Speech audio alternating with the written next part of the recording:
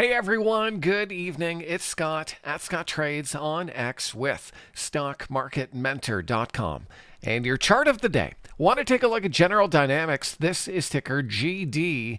GD is in aerospace and defense, and that is a sector that is working right now for obvious reasons. We have GD in an uptrend and above all the key moving averages and just under a near-term pivot at 366.75. And so I would certainly watch for a move through 366.75 and a close above that level to initiate a trade with a stop down at the 50-day moving average. Now, that is a bit wide, but if that trade works in your favor, you can eventually move that up to break even as soon as possible.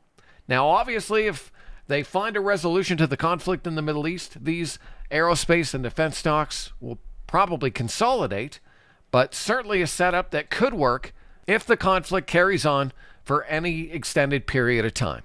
So that's just one of many stocks we're looking at tonight over at StockMarketMentor.com.